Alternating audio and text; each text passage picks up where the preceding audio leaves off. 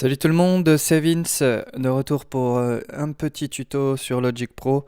Aujourd'hui on va voir comment faire un bounce toute piste de notre piste de drummer, histoire d'avoir les éléments séparés pour bien mixer tout ça.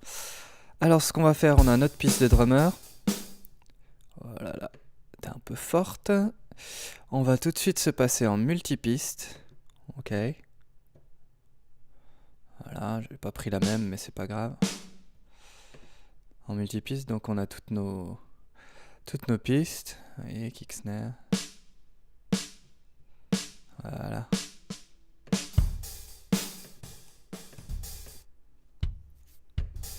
Ok. Alors ce qu'on va faire, on va simplement déplacer notre clip drummer. D'accord? Parce que cette piste de drummer, elle est vraiment particulière. C'est là où le VST agit, hein, et change sa forme d'onde suivant nos choix, etc. Donc on va imaginer par exemple hop, voilà, qu'on a fait un petit changement, hop, voilà, hop.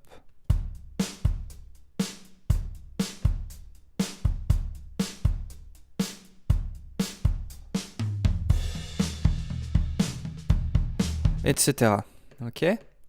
On va prendre notre piste et on va la glisser sur la piste overhead. D'accord?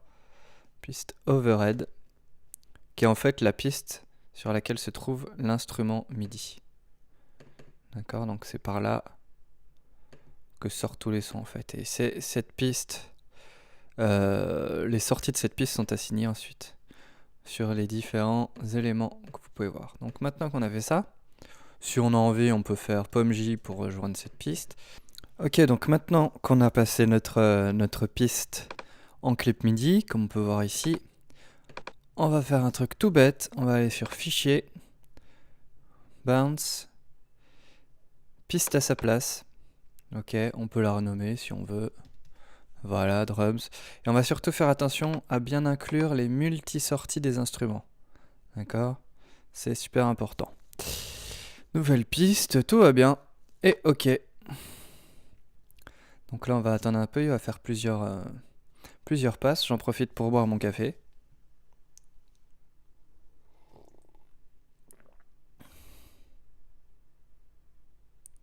Et voilà. Alors bon, forcément, j'avais une autre piste de drummer. Donc c'est une partie qui ne nous intéresse pas. Donc ce qu'on peut faire, CTRL A. Voilà. On peut appuyer sur T. Ok. Puis sur 5. Ça coupe tout. Delete. Voilà, on a un truc propre. Donc là, du coup, on se retrouve avec toutes nos pistes.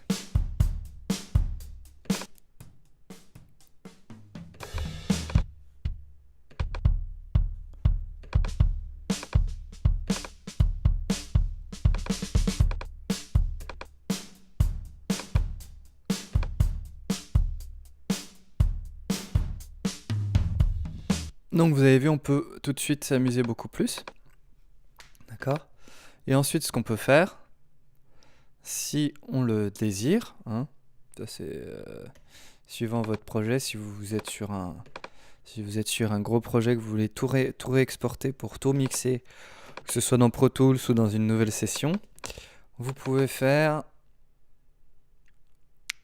exporter toutes les pistes en audio. D'accord?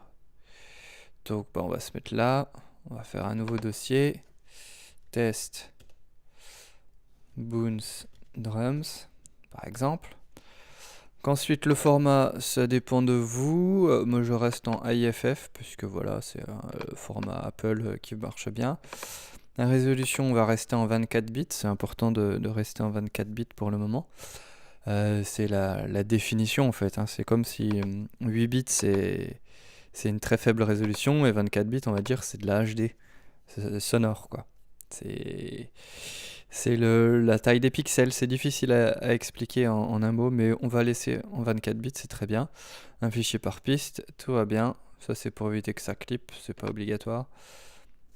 Et on y va. On va aller voir ce qu'il nous dit. Hop. Command. Alors. était dans musique, je crois. Logic. Test, bounce, drums. Hop.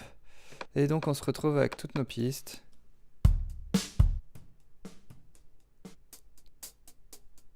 Voilà, le charlet.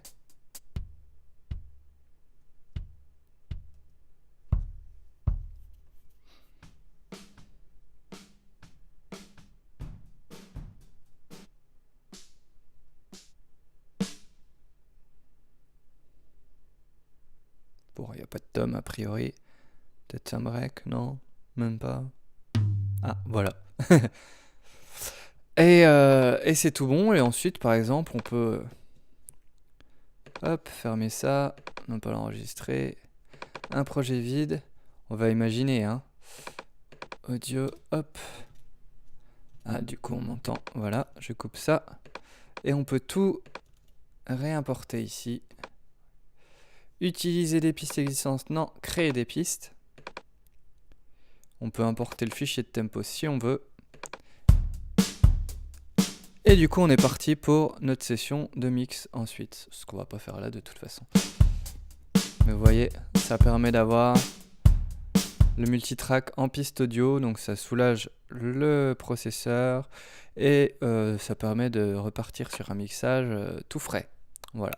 Évidemment, avant de faire ça, soyez bien assurés d'avoir fait tous vos réglages MIDI, d'avoir fait vos réglages de drummer, d'être sûr de ce que le drummer joue, qu'il n'y ait pas des coups à la con, etc., qui traînent, parce que sinon, lui, il va tout bouncer, et une fois que c'est exporté en audio, ça va être beaucoup plus compliqué d'éditer tout ça.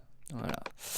Et ben j'espère que ça vous aura été utile. Je vous dis à la prochaine. N'oubliez pas de vous inscrire. Il doit y avoir un petit bouton quelque part.